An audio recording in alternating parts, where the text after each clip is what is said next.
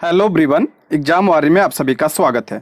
दोस्तों, आज की इस वीडियो में हम बीपीएससी द्वारा पूछे गए मॉडर्न हिस्ट्री के प्रीवियस ईयर प्रश्नों को देखेंगे जो अक्सर एग्जाम में पूछे जाते हैं। दोस्तों, इस पीडीएफ में 1992 से 2023 तक मॉडर्न हिस्ट्री से बीपीएससी ने जितने प्रश्न पूछे हैं सभी प्रश्न इसमें शामिल हैं। तो आप वीडियो को लास्ट तक ध्यान से जरूर देखिएगा, आपके लिए बहुत हेल्पफुल है। तो चलिए शुरू करते हैं। आज का पहला प्रश्न है, पुर्तगाली उपनिवेश का प्रथम वायसराय भारत में कौन हुआ?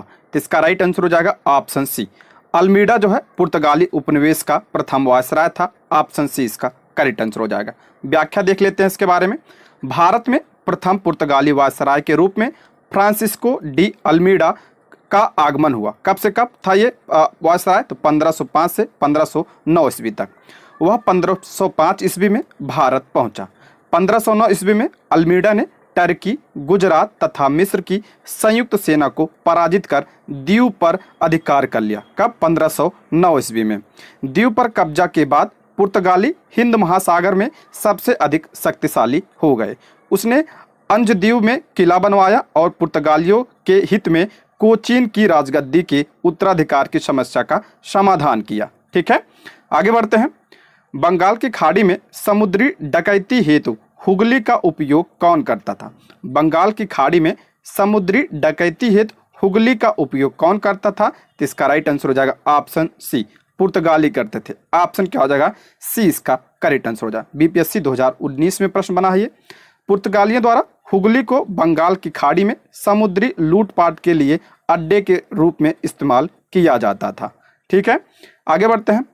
निम्नलिखित अंग्रेजों में किसे जहांगीर ने खान की उपाधि से सम्मानित किया? जहांगीर ने खान की उपाधि से किसे सम्मानित किया? तो इसका राइट आंसर हो जाएगा ऑप्शन ए इसका करेक्ट आंसर हो जाएगा हॉकिंस को। ऑप्शन ए इसका सही जवाब हो जाएगा। इंपॉर्टेंट प्रश्न है, इसको ध्यान रखिएगा।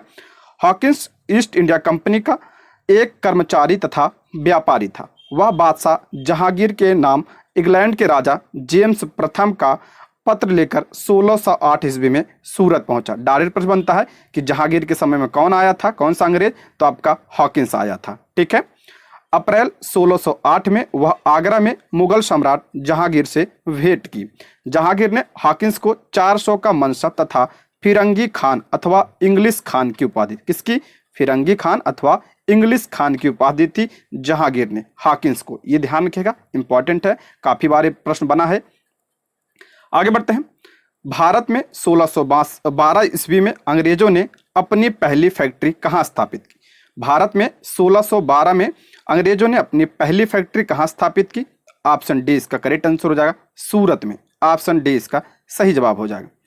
कैप्टन विलियम हॉकिंस सूरत से मुगल दरबार में 1608 में पहुंचा था, किंतु सूरत में फैक्ट्री की स्थापना की अनुमति पाने में सफल नहीं हो सका। 1611 में पुर्तगालियों के विरोध के बावजूद कैप्टन मिल्टन सूरत के समीप स्वाली पहुंचा और मुगल गवर्नर से वहां व्यापार करने की अनुमति पाने में सफल हो गया। कैप्टन बेस्ट द्वारा सूरत के बंदरगाह की विजय ने पुर्तगाली एकाधिकार की निरंतरता को भंग किया। इसके बाद जहांगीर के शाही फरमान से अंग्रेजों ने सूरत में अस्थायी रूप से एक फैक्ट्री स्थापित की। यहाँ से अंग्रेजों ने अपने व्यापार को देश के दूसरे भागों में फैलाया तथा शीघ्र ही अहमदाबाद, बुरहानपुर, अजमेर तथा आगरा में सहयोगी फैक्ट्रियां स्थापित की। अगला है, किस मुगल शासक के समय में सर थॉमस रो भारत आया था? इंपॉर्टेंट प्रश्न है, किस मुगल शासक के समय में सर थॉमस रो भारत आया था? तो ऑप्शन सी इसका करेक्ट आंसर हो जाएगा जहांगीर के समय में। ऑप्शन सी इसका सही जवाब हो जाएगा। बीपीएससी 2022 में यह प्रश्न बना है। सर थॉमस रो ब्रिटेन के राजा जेम्स प्रथम के दूत के रूप में सितंबर 1615 ईस्वी में सूरत पहुंचा तथा जनवरी 1616 में वह अजमेर में मुगल शासक जहांगीर के दरबार में उपस्थित हुआ। ये भी ध्यान रखिएगा, इंपॉर्टेंट है। आगे बढ़ते हैं। डच ईस्ट इंडिया कंपनी ने किस वर्ष अपनी फैक्ट्री पटना में स्थापित की? ये इंपॉर्टेंट प्रश्न, इसको ध्यान रखिएगा।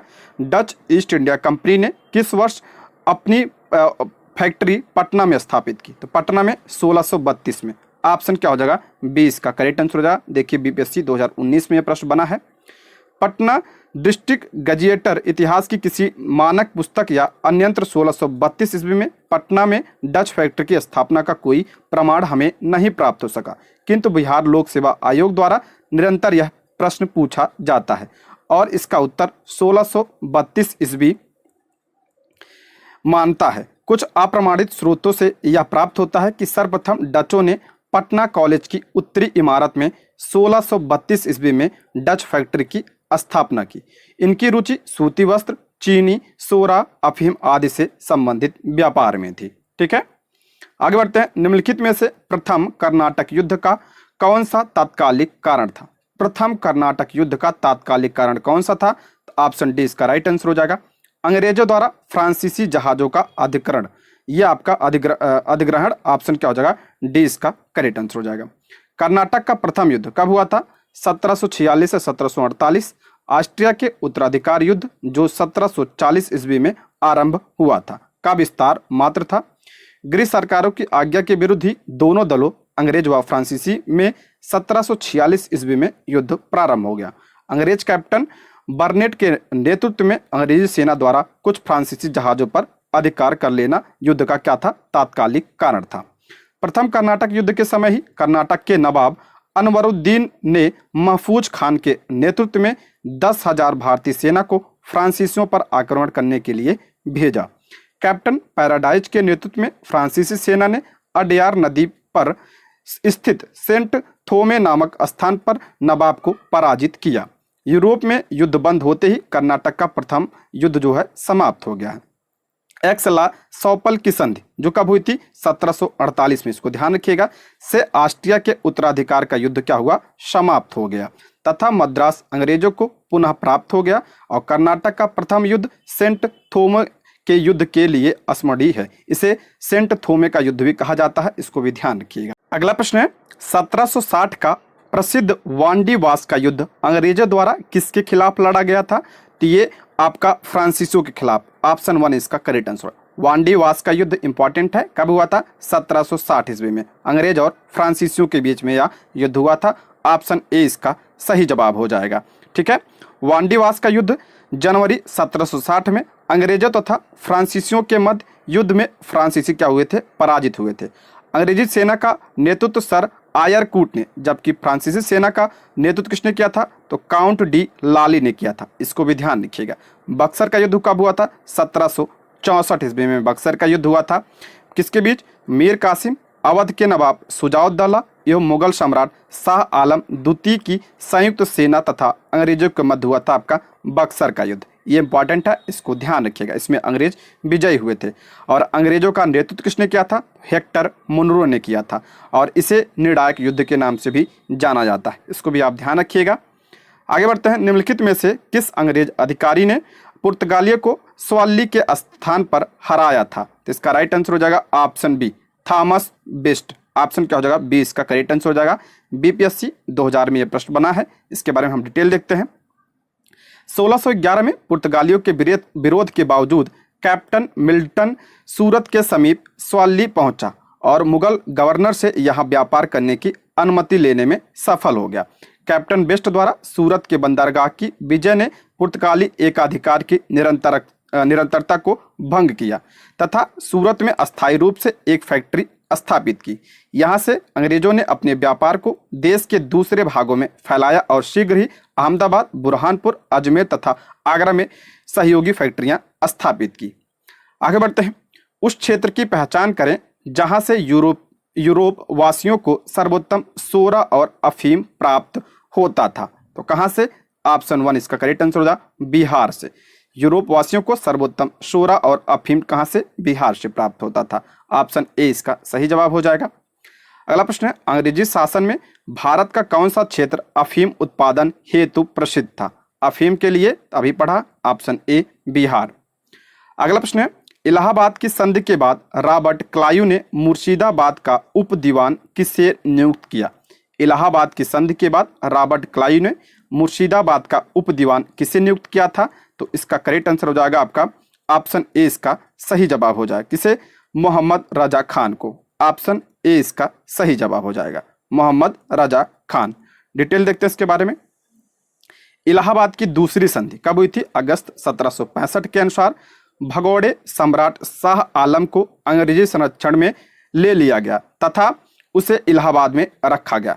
शाह आलम ने अपने 12 अगस्त के फरमान द्वारा कंपनी को बंगाल, बिहार, उड़ीसा की दीवानी अस्थायी रूप से दे दी। पूछा जाता है कि कंपनी को बंगाल, बिहार, उड़ीसा की दीवानी कब मिली? तो इलाहाबाद की संधि के बाद मिली। ठीक है। उसके बाद जिसके बदले कंपनी सम्राट को 26 लाख रुपया देगी तथा निजामत के व्यय के लिए 53 लाख रुपया देगी।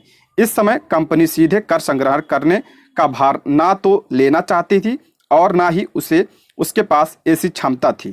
कंपनी ने दीवानी कार्य के लिए 2 उपदीवान मुर्शिदाबाद, जो बंगाल के लिए किसे? तो मोहम्मद रजा खान, तथा बिहार के लिए राजा सिताबराव, दोनों ध्यान रखिएगा। बिहार के लिए किसे?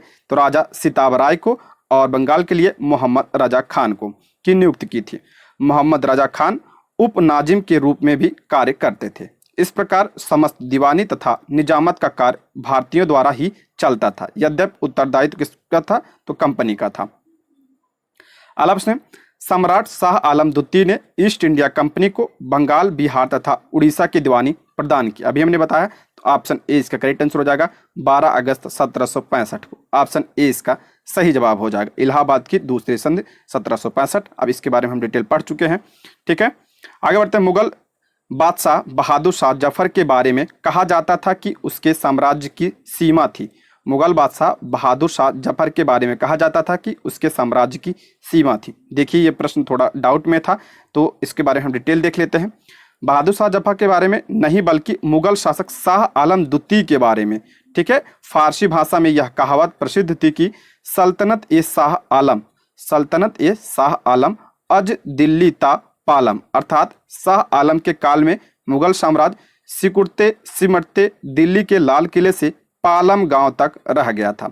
बिहार लोक सेवा आयोग ने इस प्रश्न को निरस्त कर दिया गया था। तो ध्यान रखिए, कौन सा शासक के बारे में कहा जाता है?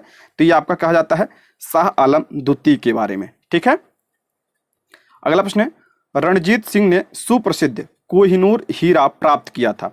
कोहिनूर हीरा जो है किससे प्राप्त किया था? तो शाह शुजा से। ऑप्शन ए इसका करेक्ट आंसर हो जाएगा। पंजाब अहमद शाह अब्दाली के साम्राज्य का भाग था, परंतु 1773 ईस्वी में उसकी मृत्यु के पश्चात मुल्तान, कश्मीर इत्यादि कुछ छोटे छोटे भागों को छोड़कर शेष पर सिख मिसलों का अधिकार हो गया। उधर अफगानों ने आंतरिक झगड़ों के कारण रणजीत सिंह को अपनी स्थिति दृढ़ करने का अवसर मिल गया।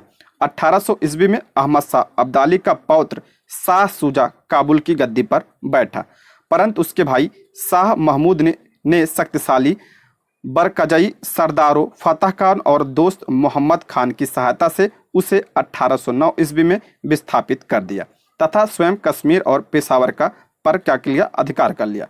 इसी अवसर पर शाह शुजा ने काबुल का राज्य प्राप्त करने के लिए रणजीत सिंह से सहायता मांगी और उन्हें कोह-ए-नूर, जिसे कोहिनूर कहा जाता है, उसको भेंट किया था। ठीक है, शाह शुजा से प्राप्त किया था इन्होंने। आगे बढ़ते हैं। टीपू सुल्तान ने अपनी राजधानी बनाई। टीपू सुल्तान ने राजधानी, ऑप्शन ए इसका करेक्ट आंसर होगा श्रीरंगपट्टनम को। ऑप्शन ए इसका सही जवाब हो जाएगा। आगे बढ़ते हैं। अंग्रेजों ने श्रीरंगपट्टनम की संधि किसके साथ की? तो श्रीरंगपट्टनम की संधि किसके साथ? तो टीपू सुल्तान के साथ। ऑप्शन सी इसका सही जवाब हो जाएगा। डिटेल लिखते हैं। तृतीय आंग्ल मैसूर, ध्यान रखिएगा, तृतीय आंग्ल मैसूर कब हुआ था? तो 1790 से 1792 तक का अवसान श्रीरंगपट्टनम की संधि जो मार्च 1792 द्वारा हुआ, यानी इसकी समाप्ति जो है तृतीय आंग्ल मैसूर युद्ध के किससे हुई थी? श्रीरंगपट्टनम की संधि से हुई थी। इस संधि में अंग्रेजों की ओर से कार्नवालिस तथा मैसूर से टीपू सुल्तान शामिल थे। इसके अनुसार टीपू को अपने देश का 1/2 भाग अंग्रेजों तथा उनके साथियों को देना पड़ा। साथ ही युद्ध के हार जाने के रूप में टीपू को 3 करोड़ रुपए अंग्रेजों को देना पड़ा। श्रीरंगपट्टनम की संधि में यह शामिल था कि जब टीपू 3 करोड़ रुपए नहीं देंगे तब तक उसके 2 पुत्र अंग्रेजों के कब्जे में रहेंगे। कार्नवालिस ने इसी संधि के बाद यह टिप्पणी की थी, हमने अपने शत्रु को प्रभावशाली ढंग से पंगु बना दिया तथा साथियों को भी शक्तिशाली नहीं बनने दिया। ये पॉइंट ध्यान रखिएगा, ये कथन कभी कभी पूछ लिया जाता है। अला ठगों का उन्मूलन किसके नेतृत्व में हुआ था? ठगों का उन्मूलन जो है किसके नेतृत्व में? ऑप्शन बी कैप्टन स्लीमैन के नेतृत्व में। ऑप्शन बी इसका सही जवाब हो जाए। बीपीएससी 2018 में प्रश्न बना है। ठीक है, आगे बढ़ते हैं। बंगाल में द्विशासन प्रणाली किसके द्वारा लागू की, यानी द्वैत शासन प्रणाली की बात कर रहा है, तो ऑप्शन सी रॉबर्ट क्लाइव के द्वारा। ऑप्शन सी इसका करेक्ट आंसर हो जाएगा। द्वैत शासन की शुरुआत बंगाल में क्लाइव के समय 1765 ईस्वी में हुई थी। वारेन हेस्टिंग के कार्यकाल में 1782 में कोर्ट ऑफ डायरेक्टर्स ने दोहरी शासन प्रणाली समाप्त करने का निर्णय लिया था तथा कलकत्ता परिषद एवं उसके प्रधान को आज्ञा दी कि स्वयं दीवान बने और बंगाल, बिहार तथा उड़ीसा के प्रबंध को अपने हाथ में ले लें। वारेन हेस्टिंग ने 2 उप दीवानों मोहम्मद रजा खान और राजा सिताब राय को पदच्युत कर दिया। अभी हमने पीछे पढ़ा था, ये दोनों दीवान थे। ठीक है, आगे बढ़ते हैं। द्वैत शासन का जनक किसे माना जाता है? द्वैत शासन का जनक, तो आपका इसका करेक्ट आंसर हो जाएगा option D, sir Lionel Curtis को माना जाता है। ऑप्शन डी इसका सही जवाब हो जाएगा। और बंगाल में से लागू किसने किया था? क्लाइव ने। और इसका जनक पूछ रहा है, पे ध्यान रखिएगा, इसमें कंफ्यूज मत होइएगा आप लोग। ऑप्शन डी इसका करेक्ट आंसर। सर लियोनिस कार्टिस को द्वैत शासन का जनक माना जाता है। इसमें दीवानी और विजारत यानी कानून व्यवस्था की जिम्मेदारी अलग अलग कर दी गई। अगला प्रश्न है, भारत में प्रथम रेलवे लाइन किस ब्रिटिश गवर्नर के समय बिछाई गई? भारत में प्रथम रेलवे लाइन किस गवर्नर जनरल के समय में? तो ऑप्शन ए इसका करेक्ट आंसर हो जाए लॉर्ड डलहौजी के समय में। आप सभी को पता होगा, ऑप्शन ए इसका करेक्ट आंसर। भारत में रेल निर्माण की दिशा में प्रथम प्रयास ब्रिटिश गवर्नर लॉर्ड डलहौजी द्वारा किया गया। प्रथम रेलवे लाइन 1853 ईस्वी में बंबई से थाने के बीच डलहौजी के समय बिछाई गई थी। दूसरी रेलवे लाइन 1854 ईस्वी में कलकत्ता से रानीगंज के बीच में बिछाई गई थी। ठीक है, अलाय मुंगेर का बरहिया ताल विरोध का उद्देश्य क्या था? इसका राइट आंसर हो जाएगा ऑप्शन ए, बकास्त भूमि की वापसी की मांग। ऑप्शन ए इसका सही जवाब हो जाएगा। मुंगेर के बरहिया ताल विरोध का उद्देश्य बकास्त भूमि की वापसी की मांग था। यह आंदोलन वर्ष 1936 से 1938 में कार्यानंद शर्मा के नेतृत्व में चलाया गया था। ठीक है दोस्तों, यदि आप हमारे चैनल पर नए हैं तो प्लीज़ चैनल को सब्सक्राइब करें और अगर आपको वीडियो पसंद आती है तो लाइक, शेयर और कमेंट भी करें और कोई सुझाव हो तो कमेंट बॉक्स में जरूर बताएं। आगे बढ़ते हैं। 1857 में भारत का गवर्नर जनरल कौन था? 1857 के समय जो क्रांति हुई थी उसके समय गवर्नर जनरल कौन था? ऑप्शन सी लॉर्ड कैनिंग था। अक्सर पूछा जाता है प्रश्न ये। ऑप्शन सी इसका करेक्ट आंसर हो जाएगा। 1857 के विद्रोह के समय भारत का गवर्नर जनरल लॉर्ड कैनिंग, जो 1856 से 62 तक था। लॉर्ड कैनिंग भारत में कंपनी द्वारा नियुक्त अंतिम गवर्नर जनरल था। ब्रिटिश सम्राट के अधीन नियुक्त भारत का पहला वायसराय कौन था? आपका लॉर्ड कैनिंग था। ये अंतिम गवर्नर जनरल था और ये पहला वायसराय था, दोनों ध्यान रखिएगा आप। ठीक है, आगे बढ़ते हैं। अंग्रेजी भारतीय सेना में चर्बी वाले कारतूसों से चलने वाली एनफील्ड राइफल कब शामिल की गई? इंपॉर्टेंट प्रश्न है ये, तो इसका राइट आंसर हो जाएगा ऑप्शन बी, दिसंबर 1856 में। ऑप्शन बी इसका सही जवाब हो जाएगा। दिसंबर 1856 में सरकार ने पुराने लोहे वाली बंदूक ब्राउन बेस के स्थान पर नवीन एनफील्ड राइफल के प्रयोग का निश्चय किया। इन राइफलों में दमदम, अंबाला और सियालकोट में बने चर्बी युक्त कारतूसों का प्रयोग किया जाना था, जिसमें गाय और सूअर की चर्बी लगी होती थी।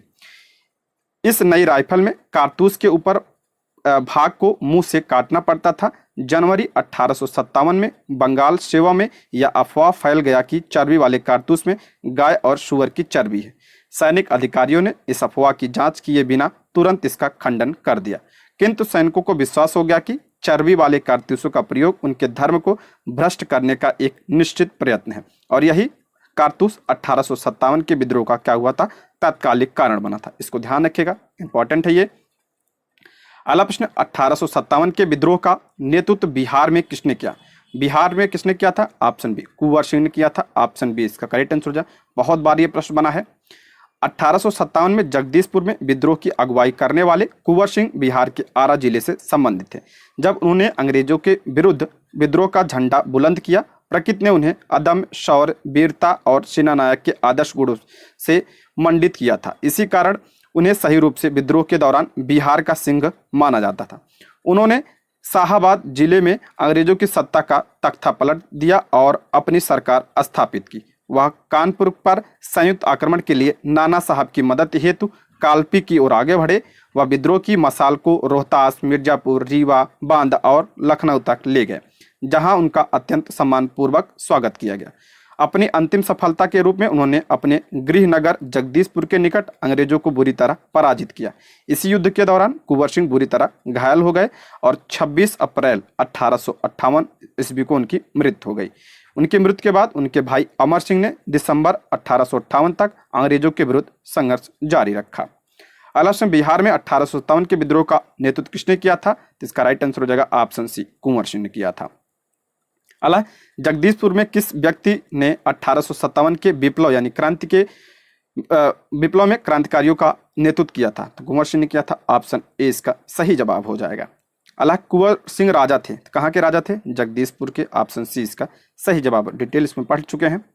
अगला है, 1857 के विद्रोह के एक नेता कुंवर सिंह किस स्थान से संबंधित थे? ऑप्शन बी, जगदीशपुर से। यही प्रश्न कई बार आया है तो इसको ध्यान रखिएगा। कुंवर सिंह अंग्रेजों के खिलाफ 1857 के विद्रोह में किस जगह शामिल हुआ? आरा में। ऑप्शन क्या हो जाएगा? ए इसका सही जवाब हो जाएगा। ठीक। अला, इनमें से किसने 1857 के विद्रोह में सक्रिय भाग लिया था? तो इसका राइट आंसर हो जाएगा उपयुक्त में से एक से अधिक। डिटेल देखते हैं।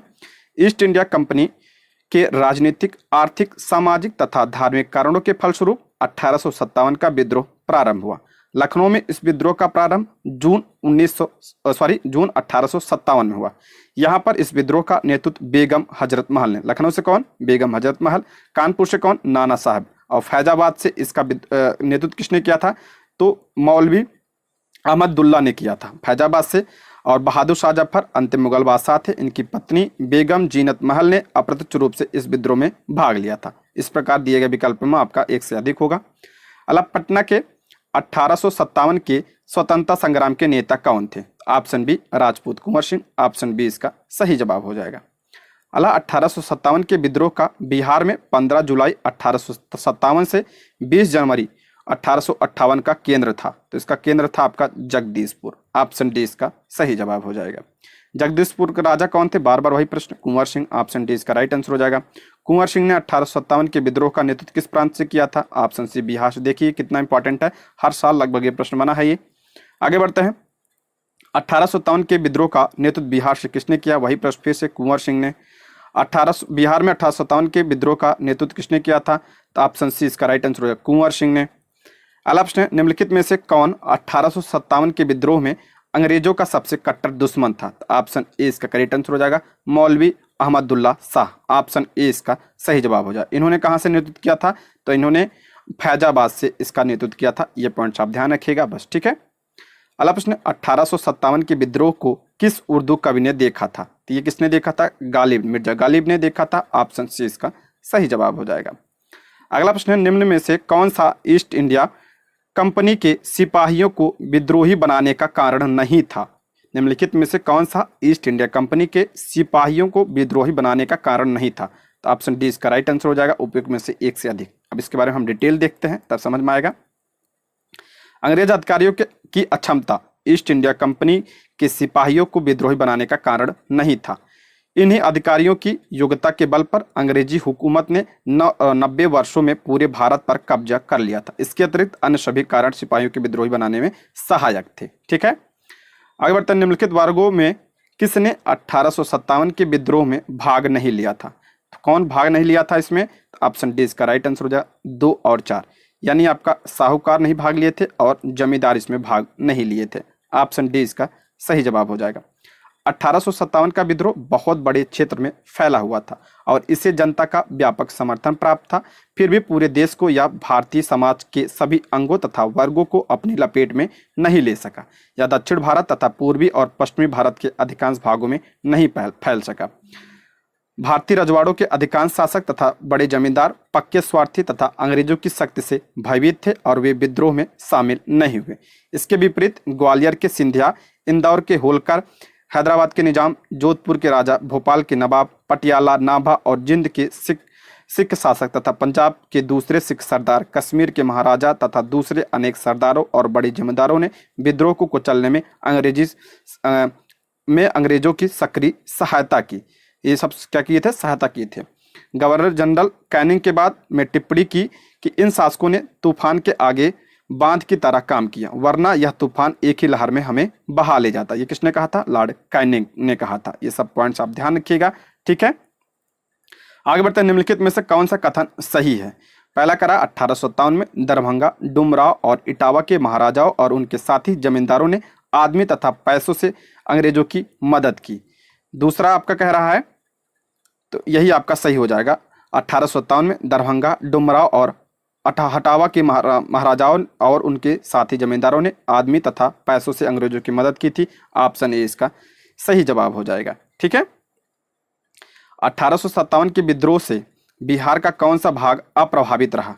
तो कौन सा भाग अप्रभावित था? तो ऑप्शन बी इसका करेक्ट आंसर होगा, केवल 5 यानी मुंगेर। ऑप्शन 5 इसका सही जवाब हो जाएगा। 1857 के विद्रोह के दौरान आरा, दानापुर, पटना, मुजफ्फरपुर, शाहाबाद विद्रोह के प्रमुख केंद्र थे। पटना में पीर अली ने विद्रोहियों का नेतृत्व किया था। ग्रामीण जनता के बीच अंग्रेजी हुकूमत के विरुद्ध जो विद्रोही काम कर रहे थे, उन्होंने विद्रोही सिपाहियों का समर्थन किया था। अगला प्रश्न, 1857 का विद्रोह लखनऊ में किसने नेतृत्व किया था? तो ऑप्शन क्या हो जाएगा? ए इसका करेक्ट आंसर हो जाएगा, बेगम ऑफ अवध। ऑप्शन ए इसका सही जवाब हो जाएगा। लखनऊ अवध में विद्रोह का प्रारंभ 30 मई 1857 को हुआ। यहाँ का विद्रोह का नेतृत्व बेगम हजरत महल ने किया और अपने अल्प वयस्क पुत्र विरजिस कादिर को नवाब घोषित किया। मार्च 1858 में कैंपबेल ने यहाँ के विद्रोह को समाप्त कर लखनऊ पर पुनः कब्जा कर लिया, जबकि बेगम हजरत महल ने आत्मसमर्पण करने से इनकार कर दिया और नेपाल चली गई। किसने दबाया था? कैंपबेल ने इस विद्रोह को दबाया था लखनऊ में। ये पॉइंट्स ध्यान रखिएगा आप लोग।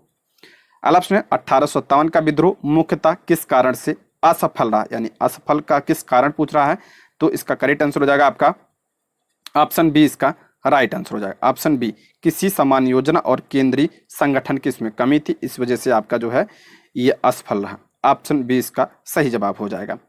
डिटेल देखते हैं। 1857 के विद्रोह की असफलता का मुख्य कारण किसी सामान्य योजना एवं केंद्रीय संगठन की कमी थी। विद्रोहियों के नेताओं में कोई संगठन की भावना देखने में नहीं आई। 82 वर्षीय बहादुर शाह जफर कमजोर थे, उसके द्वारा विभिन्न सरदारों का आह्वान करना काफी नहीं था। साथ ही विद्रोहियों ने वीरता तो दिखाई और सरकार का विनाश करने पर वे तुले भी प्रतीत होते थे, किंतु ऐसा करने के लिए उनके पास किसी सुनियोजित कार्यक्रम का पूर्ण अभाव था। ठीक है, ये सब पॉइंट ध्यान रखिएगा। अगला प्रश्न, विचार कीजिए। कथन दिया है आपका और कारण दिया है। कथन दिया 1857 में प्रथम स्वतंत्रता संग्राम ब्रिटिश सरकार से स्वतंत्रता प्राप्त करने में असफल रहा। कारण है बहादुर शाह जफर के नेतृत्व को जन सहयोग नहीं मिला था और अधिकांश महत्वपूर्ण रियासतों के शासक उनका साथ देने में कतरा गए थे। तो इसका राइट आंसर हो जाएगा आपका ऑप्शन ए, यानी दोनों सही है आपका और व्याख्या भी सही कर रहा है। अभी हमने पीछे पढ़ा इसके बारे में। ऑप्शन ए इसका सही जवाब हो जाएगा। अगला प्रश्न है, महारानी विक्टोरिया ने भारतीय प्रशासन को ब्रिटिश ताज के नियंत्रण में लेने की घोषणा कब की थी? इंपॉर्टेंट प्रश्न है ये। महारानी विक्टोरिया ने भारतीय प्रशासन को ब्रिटिश ताज के नियंत्रण में लेने की घोषणा कब की थी? ऑप्शन ए 1 नवंबर 1858 ईस्वी को। ठीक है, 1857 की क्रांति के दमन के पश्चात 1 नवंबर 1858 को महारानी विक्टोरिया ने भारतीय प्रशासन को ब्रिटिश ताज के नियंत्रण में लेने की घोषणा की। इस घोषणा के बाद भारत में कंपनी के शासन को समाप्त कर भारत को सीधे ब्रिटिश क्राउन के अधीन कर दिया गया। एक मंत्री या सचिव तथा 15 सदस्यों वाली इंडियन काउंसिल की स्थापना की गई। तत्कालीन गवर्नर जनरल लॉर्ड कैनिंग को ही भारत का प्रथम वायसराय बनाया गया था। इसी के बाद ध्यान रखिएगा। ठीक है, इंपॉर्टेंट है ये। अगला है, 1857 के विद्रोह के बाद ब्रिटिश सरकार ने सिपाहियों का इन प्रांतों में चयन किया। इसका राइट आंसर हो जाएगा ऑप्शन सी, गोरखा, सिख एवं पंजाबी उत्तर प्रांत से। देखिए डिटेल देखते हैं इसके बारे में। 1857 के विद्रोह के बाद ब्रिटिश सरकार ने सिपाहियों का चयन गोरखा, सिख एवं पंजाब के उत्तर प्रांत से किया। 1857 के विद्रोह को भड़काने में उत्तर प्रदेश एवं बिहार के सैनिकों ने महत्वपूर्ण भूमिका निभाई थी, इसलिए अब इसमें गोरखा, सिख और पंजाब के उत्तरी प्रांत के लोग जो सिपाही थे उनकी भर्ती की गई थी। ठीक है, ध्यान रखिएगा इसको। आगे बढ़ते हैं। निम्नलिखित में किसने 1857 के विद्रोह को एक षड्यंत्र की संज्ञा दी थी? किसने दिया था? Option A, sir James Outram एवं डब्ल्यू टेलर ने जो 1857 का विद्रोह था इसको षड्यंत्र की संज्ञा दी थी। ये ध्यान रखिएगा आप लोग, पूछा जाता है अक्सर ये। ठीक है, और इसमें और हम बात करें जॉन लॉरेंस और सीले के अनुसार वह केवल सैनिक विद्रोह था। किसके अनुसार? जॉन लॉरेंस और सीले के अनुसार। ये पॉइंट्स भी आप ध्यान रखिएगा। ठीक है, और इसमें और देख लेते हैं। चलिए आगे बढ़ते हैं। ठीक है, 1857 के विद्रोह को किसके द्वारा प्रथम भारतीय स्वतंत्रता संग्राम के रूप में वर्णित किया गया? 1857 के विद्रोह को किसके द्वारा प्रथम भारतीय स्वतंत्रता संग्राम के रूप में वर्णित किया? इंपॉर्टेंट है, तो ये किया था बी.डी. सावरकर ने। ऑप्शन ए इसका सही जवाब हो जाएगा, बी.डी. सावरकर। ठीक है, बी.डी. सावरकर ने अपनी पुस्तक the Indian war of independence 1857 के विद्रोह को सुनियोजित स्वतंत्रता संग्राम यानी प्रथम स्वतंत्रता संग्राम की संज्ञा दी। ये ध्यान रखिएगा, इंपॉर्टेंट है ये। अला निम्नलिखित में से कौन सा आयोग 1857 के विद्रोह दमन के बाद भारतीय फौज के नव संगठन से संबंधित था? ऑप्शन बी पील आयोग था। ऑप्शन बी इसका करेक्ट आंसर हो जाएगा। ठीक है, 1857 के विद्रोह के दमन के बाद ब्रिटिश सरकार ने भारतीय फौज के नव गठन के लिए पील आयोग का गठन किया, जिसने सेना के रेजिमेंटों को जाति, समुदाय और धर्म के आधार पर विभाजित किया। यूरोपीय सैनिकों की संख्या को 1857 से पूर्व 45,000 थी, अब कितनी कर दी गई? 65, यानी बढ़ा दी गई, तथा भारतीय सैनिकों की संख्या जो है 2,38,000 से घटाकर 1,40,000 कर दी गई थी। बंगाल में यूरोपीय सैनिकों का भारतीय सैनिकों से 1/2 का अनुपात रखा गया, जबकि मद्रास तथा बंबई में 1:3 रखा गया था। ये सब आपका सुधार हुए थे, उसके बाद अंग्रेजों ने अपनी सेना में किया था। अला नील विद्रोह किसके बारे में था? इंपॉर्टेंट प्रश्न है, तो ऑप्शन सी इसका राइट आंसर हो जाएगा। रैयत नील की खेती नहीं करना चाहते थे, यानी रैयत मतलब किसान, परंतु उनसे एक असमान मूल पर जबरदस्ती करवाई जा रही थी खेती। ऑप्शन सी इसका सही जवाब हो जाएगा।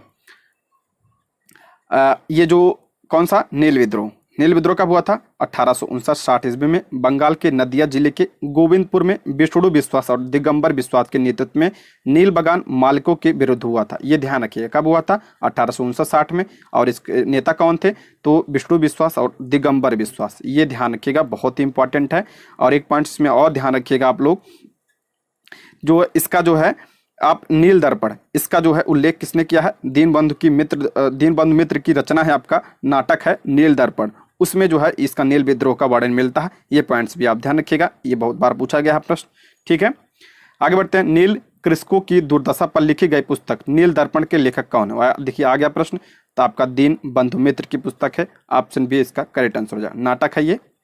अगला प्रश्न, वह प्रथा जिसके तहत किसान स्वयं भूमि तत्व का मालिक होता है और सरकार को भू राजस्व के रूप के भुगतान के लिए जिम्मेदार माना जाता है। वह प्रथा जिसके तहत किसान स्वयं भूमि का क्या होता है? मालिक होता है और सरकार को भू राजस्व के भुगतान के लिए जिम्मेदार माना जाता है। तो ये आपका ऑप्शन बी रैयतवाड़ी प्रथा में, ऑप्शन बी इसका करेक्ट आंसर होगा। 2019 प्रश्न बना है। रैयतवाड़ी प्रथा के अंतर्गत किसान स्वयं भूमि का मालिक होता है और सरकार को भू राजस्व भुगतान के लिए जिम्मेदार माना जाता है। अगला प्रश्न है आपका, पागल पंथ की स्थापना किसने की थी? पागल पंथ की स्थापना तो करमशाह ने की थी। ऑप्शन बी इसका सही जवाब हो जाएगा। ठीक है, फराजी कौन थे? तो इसका राइट आंसर हो जाएगा ऑप्शन ए हाजी शरीयतुल्लाह के अनुयायी थे। ऑप्शन ए इसका सही जवाब हो जाएगा। फराजी लोग बंगाल के फरीदपुर के हाजी शरीयतुल्लाह द्वारा चलाए गए संप्रदाय के क्या थे? अनुयायी थे। ये लोग अनेक धार्मिक, सामाजिक तथा राजनीतिक आमूल परिवर्तनों का प्रतिपादन करते थे। शरीयतुल्लाह के पुत्र दादू मियाँ ने बंगाल से अंग्रेजों को निकालने की योजना बनाई। यह विद्रोह 1838 से 1860 के दौरान चलता रहा। अंत में इस संप्रदाय के अनुयायी बहावी दल में शामिल हो गए। ठीक है, फराजी। आगे बढ़ते हैं। फराजी आंदोलन की शुरुआत किसने की? अभी हमने पढ़ा, ऑप्शन ए इसका करेक्ट आंसर हाजी शरीयतुल्लाह ने। ऑप्शन ए इसका सही जवाब हो जाएगा। कूका आंदोलन किसने संगठित किया था? तो ऑप्शन सी गुरु राम सिंह ने कूका आंदोलन को क्या किया था? संगठित किया था। ऑप्शन सी इसका सही जवाब हो जाएगा। पश्चिमी पंजाब ने कूका आंदोलन की शुरुआत 1840 के दशक में भगत जवाहर मल द्वारा की गई थी, जिसमें मुख्यतः सियान साहब के नाम से पुकारा जाता था। गुरु राम सिंह ने कूका आंदोलन को संगठित किया था तथा जुझारू बनाया था। इसका उद्देश्य सिख धर्म में प्रचलित बुराइयों और अंधविश्वासों को दूर कर इस धर्म को शुद्ध करना था। 1872 ईस्वी में इस आंदोलन के एक नेता राम सिंह को रंगून निर्वासित कर दिया गया, जहां इनकी 1885 में मृत्यु हो गई थी। अगला प्रश्न है 1875 के दक्कन के दंगों का तात्कालिक कारण। दक्कन के दंगा कब हुआ था? 1875 में। इसका तात्कालिक कारण क्या था? ऑप्शन बी महाजनों के द्वारा ऊंची ब्याज दर। ऑप्शन क्या हो जाएगा? बी इसका सही जवाब हो जाएगा। 1875 के दक्कन विद्रोह के अनेक कारण थे, जैसे महाजनों द्वारा ऊंची ब्याज दर और कृषकों का अस्थायी रूप से कर्जदार होना, भू राजस्व की ऊंची ब्याज दर, कृषकों की अशिक्षा और गरीबी के कारण उनकी खेत घर आदि को गिरवी रखकर ऋण पत्र पर उनसे हस्ताक्षर करवाना और न्याय व्यवस्था की जटिल एवं खर्चीली प्रणाली के कारण किसानों का अपने हितों की रक्षा करने में विफलता, ये सब क्या थे? आपके कारण थे। ठीक है, आगे बढ़ते हैं। महाराष्ट्र में रामोसी कृषक जत्था किसने स्थापित किया था? महाराष्ट्र में रामोसी कृषक जत्था किसने स्थापित किया? ऑप्शन सी, वासुदेव बलवंत फड़के ने। ऑप्शन सी इसका सही जवाब हो जाएगा। प्रारंभिक क्रांतिकारियों में अग्रणी वासुदेव बलवंत फड़के ने 1845 से 83 ने मुंबई प्रेसिडेंसी के रामोसी जनजाति के लोगों को संगठित किया करके प्रशिक्षित लड़ाकू बल में परिवर्तित किया। इन्हें काला पानी की सजा दी गई और 1883 ईस्वी में आमरण अनशन से इनकी क्या हो गई? मृत्यु हो गई थी। आगे बढ़ते हैं। रामोसी विद्रोह सही रूप से किस भौगोलिक इलाके में हुआ था, यानी कहाँ पे हुआ था? तो आपका पश्चिमी घाट में हुआ था। ऑप्शन क्या हो जाएगा? डी इसका सही जवाब हो जाएगा। पश्चिमी घाट में रहने वाले रामोसी जात के लोगों ने 1822 ईस्वी में अपने नेता सरदार चित्तूर सिंह के नेतृत्व में रामोसी विद्रोह किया। रामोसियों ने सतारा के आसपास के क्षेत्रों को लूटा और किलों पर भी आक्रमण कर दिया। 1825-26 ईस्वी में भयंकर अकाल और अन्नभाव के कारण उन्होंने उमाजी के नेतृत्व में पुनः विद्रोह किया। ये पॉइंट ध्यान रखिएगा आप लोग। ऑप्शन बघेरा विद्रोह कहाँ हुआ था? बघेरा विद्रोह आपका बड़ौदा में हुआ था। ऑप्शन डी इसका करेक्ट आंसर हो जाएगा। कब हुआ था? 1818 ईस्वी में हुआ था। ठीक है, बस इतना ही ध्यान रखिए आप लोग। मानव बलि प्रथा का निषेध करने के कारण अंग्रेजों के विरुद्ध विद्रोह करने वाली जात का नाम क्या था? तो इसका राइट आंसर हो जाएगा ऑप्शन बी, खोंड जाति। ऑप्शन बी इसका राइट आंसर। मानव बलि प्रथा का निषेध करने के कारण अंग्रेजों के विरुद्ध जो जिसने विद्रोह किया था, कौन सी? तो खोंड जनजाति। ऑप्शन बी इसका सही जवाब हो जाएगा। ठीक, आगे बढ़ते हैं। इसमें छोटा नागपुर जनजाति विद्रोह कब हुआ? छोटा नागपुर जनजाति विद्रोह कब हुआ था? देखिए इसमें डाउट है प्रश्न, इसमें देखते डिटेल। छोटा नागपुर जनजाति विद्रोह के नाम से कोई विद्रोह नहीं हुआ, फिर भी इस क्षेत्र में हुए विद्रोह की एक लंबी श्रृंखला है जिसे अलग अलग नामों से जाना जाता। दिए गए विकल्प में कोई भी तिथि किसी भी विद्रोह का सही समय नहीं है। इस क्षेत्र में हुआ कोल विद्रोह कब हुआ था? ये आपका छोटा नागपुर पटा क्षेत्र में कोल विद्रोह कब हुआ था? 1831-32 में, संथाल 1855-56 में तथा मुंडा विद्रोह 1899-1900 ईस्वी में यह हुआ था, जिसका नेतृत्व आपका बिरसा मुंडा ने किया था। अगला प्रश्न है, विकल्प में कुछ नहीं था इसमें। अगला है 1855 में संथालों ने किस अंग्रेज कमांडर को हराया था? संथालों ने किसे हराया था? तो इसका राइट आंसर हो जाए ऑप्शन सी, मेजर बारो को हराया था। कब? 1855 ईस्वी में हराया था। ठीक है, 1855 में संथालों ने भागलपुर क्षेत्र में भोगना डी तालुकों में विद्रोह कर दिया था।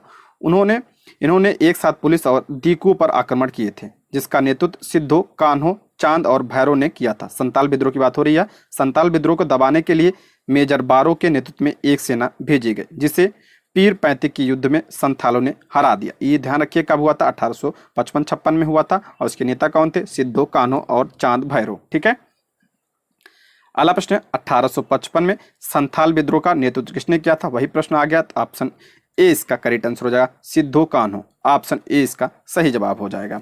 देखिए 2022 में प्रश्न बना है, मुंडाओं ने विद्रोह खड़ा किया था। मुंडाओं ने विद्रोह कब खड़ा किया था? ऑप्शन डी इसका राइट आंसर हो जाएगा 1895 ईस्वी में। मुंडा आदिवासियों का विद्रोह 1899 से 1900 ईस्वी के बीच हुआ था। इसका नेतृत्व किसने किया था? तो आपका जो है बिरसा मुंडा ने किया था। मुंडा जाति में सामूहिक खेती का प्रचलन था, लेकिन जमींदारों, ठेकेदारों, बनियों और सूदखोरों ने सामूहिक खेती के परंपरा पर हमला बोल दिया। मुंडा सरदार 30 वर्ष तक सामूहिक खेती के लिए लड़ते रहे, किंतु विकल्प में आपका कुछ दिया नहीं था, तो इसलिए निकटतम आपका 1895 मान लिया गया है। ठीक है, आगे बढ़ते हैं।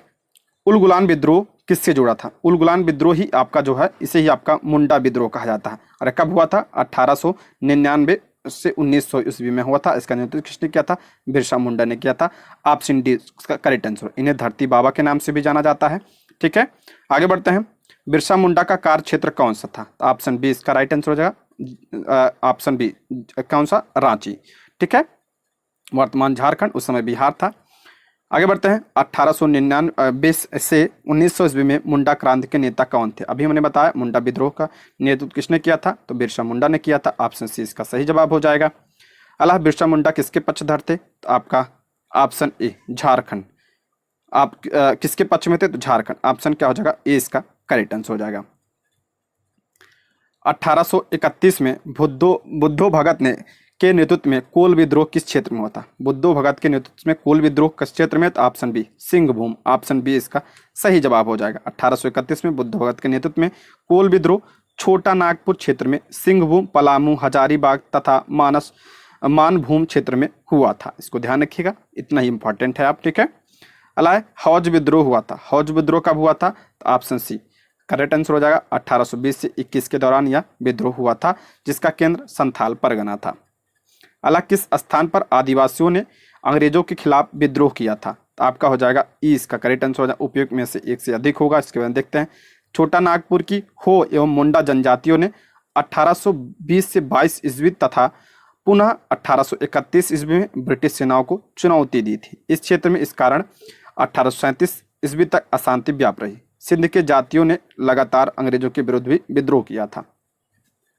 अलाप से इनमें से किसने अंग्रेजी ईस्ट इंडिया कंपनी के कंट्रोल के खिलाफ बगावत नहीं की? किसका रहा? किसने अंग्रेजी ईस्ट इंडिया कंपनी के कंट्रोल के खिलाफ बगावत नहीं की? तो ऑप्शन बी हैदराबाद के निजाम ने। ऑप्शन बी इसका सही जवाब हो जाए। बीपीएससी 2018 प्रश्न बना है ये। हैदराबाद के निजाम को छोड़कर उपयुक्त सभी विजयनगरम के राजा, तमिलनाडु के पोलीगार तथा त्रावणकोर के दीवान वेलुथम्पी ने ब्रिटिश इंडिया कंपनी के नियंत्रण के खिलाफ विद्रोह किया था, लेकिन आपका हैदराबाद के निजाम ने नहीं। अला है बंकिम चंद्र चटर्जी के आनंद मठ में किस विद्रोह का उल्लेख मिलता है? बहुत इंपॉर्टेंट प्रश्न है। आनंद मठ में किस विद्रोह का उल्लेख मिलता है? तो ऑप्शन ए इसका करेक्ट आंसर हो जाए। सन्यासी विद्रोह का इसमें उल्लेख मिलता है। बंकिम चंद्र चटर्जी की कृति आनंद मठ का कथानक सन्यासी विद्रोह जो 18 कब हुआ था? 1855-56 में पर आधारित वंदे मातरम गीत आनंद मठ से लिया गया, सभी को पता होगा ये। अल्लाह अफगानिस्तान के प्रति आक्रामक नीति किस वायसराय ने अपनाई थी? अफगानिस्तान के प्रति आक्रामक नीति किस वायसराय ने? ऑप्शन बी लॉर्ड लिटन ने अपनाई थी। ऑप्शन बी इसका सही जवाब हो जाएगा। 1876 ईस्वी में लॉर्ड लिटन के वायसराय बनकर अपने आने पर अफगानिस्तान के प्रति अपनाई गई नीति में परिवर्तन आया। कुशल आक्रमणता की नीति के स्थान पर अग्रगामी नीति का अनुसरण होने लगा। 1878 में द्वितीय आंग्ल अफगान युद्ध हो गया और 1879 ईस्वी में गंडमक की संधि की गई थी। ठीक है, इसको ध्यान रखिएगा। अला है 1878 का बहुत इंपॉर्टेंट प्रश्न है ये। 1878 का वर्नाकुलर प्रेस एक्ट किसने रद्द किया था? तो ये किसने रद्द किया था पूछ रहा है, तो आपका हो जाएगा ऑप्शन ए लॉर्ड रिपन ने इसे रद्द किया। और इसे लागू किसने किया था? तो लिटन ने इसे लागू किया था 1878 ईस्वी में। लॉर्ड रिपन ने 1882 ईस्वी में वर्नाकुलर प्रेस एक्ट को रद्द किया। इसको ध्यान रखिए, बहुत इंपॉर्टेंट है ये। रद्द कर दिया और भारतीय भाषाओं के समाचार पत्रों को अंग्रेजी भाषा के समाचार पत्रों के समान ही स्वतंत्रता दे दी। वर्नाकुलर प्रेस एक्ट कब आया था? 1878 में लॉर्ड लिटन के कार्यकाल में आया था। इसको ध्यान रखिएगा। इस अधिनियम को मुंह बंद करने वाला अधिनियम कहा गया था। ये प्रेस की स्वतंत्रता प्रेस पर प्रतिबंध था ये। ठीक है, आगे बढ़ते हैं। इसमें अस्थाई बंदोबस्त किसके साथ किया गया था? अस्थाई बंदोबस्त किसके साथ? तो जमींदारों के साथ। ऑप्शन ए इसका सही जवाब हो जाएगा। 1793 ईस्वी में कॉर्नवालिस ने भू राजस्व की अस्थाई बंदोबस्त प्रणाली का प्रारंभ किया।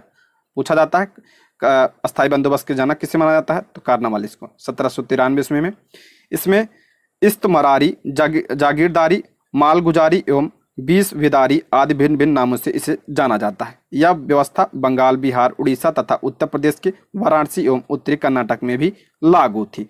ठीक है, इसके अंतर्गत समूचे ब्रिटिश भारत के क्षेत्रफल का लगभग 19% हिस्सा शामिल था। इस व्यवस्था के अंतर्गत जमींदारों के एक नए वर्ग को भूस्वामी घोषित कर दिया गया, जिसे भूमि के लगान का 10/11 भाग कंपनी को देना होता था तथा 1/11 भाग अपनी सेवाओं के लिए अपने पास रखना था। अस्थायी बंदोबस्त के अंतर्गत जमींदार छोटे पूंजीपत यानी भद्र नवाब थे। ध्यान रखिएगा, 10/11 अंग्रेज में लेते थे और 1/11 खुद लेते थे।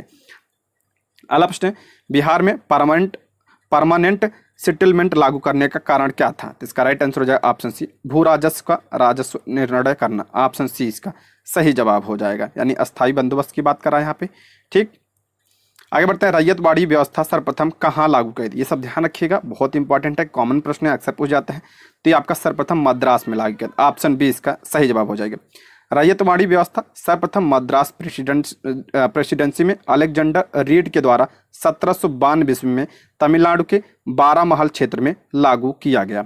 इसके बाद यह व्यवस्था बम्बई प्रेसिडेंसी में भी लागू हुई। थॉमस मुनरो का संबंध रैयतवाड़ी व्यवस्था थे। कर्नल रीड ध्यान रखिएगा, और थॉमस मुनरो का नाम ध्यान रखिएगा, किससे जुड़ा है? रैयतवाड़ी व्यवस्था से जुड़ा है। अगला है रिक्त स्थानों की पूर्ति कीजिए। डैश में बंगाल और बिहार में भूमि पर किराएदारों के अधिकारों को बंगाल किराएदारी अधिनियम द्वारा दिया गया था। इसका राइट आंसर हो जाए ऑप्शन ए। 1885 ईस्वी में बंगाल बिहार में भूमि पर किराएदारों के अधिकारों को बंगाल किराएदारी अधिनियम द्वारा दिया गया था। ऑप्शन ए इसका सही जवाब हो जाएगा। बिहार संबंधित है, इसको ध्यान रखिए आप लोग। अगला है सत्यार्थ प्रकाश रचना है। ये सत्यार्थ प्रकाश किसकी है? ऑप्शन डी स्वामी दयानंद सरस्वती की रचना है। ऑप्शन डी इसका करेक्ट आंसर। प्रैक्टिस सेट में मैं अक्सर ये सारे प्रश्न बता चुका हूँ। ऑप्शन डी इसका करेक्ट आंसर हो जाएगा।